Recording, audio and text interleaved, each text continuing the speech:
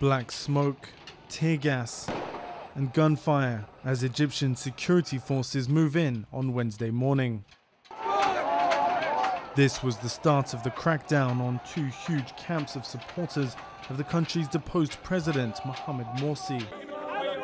Hundreds of protesters have been killed and authorities say dozens of security forces are also dead.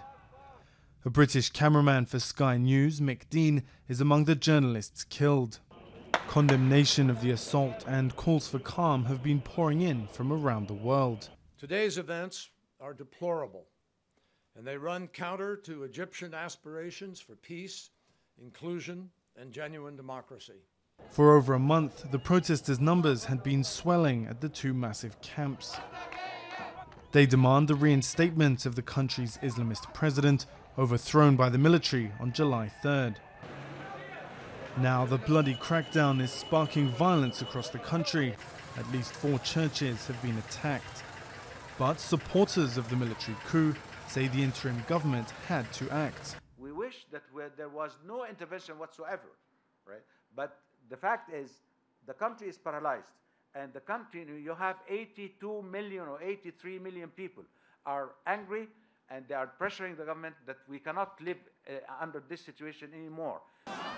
Vice President and Nobel laureate Mohamed El-Baradei has resigned, saying he believed the loss of life could have been avoided. Egypt's interim president has laid out plans for a transition, including fresh parliamentary elections early next year. In order for Egypt to be as stable as it can possibly be, reforms have to take place from within the Ministry of Interior in particular, and the roadmap has to be implemented with as much inclusion of the Brotherhood as possible within the rule of law. But getting the Islamist Muslim Brotherhood on board will be no easy task.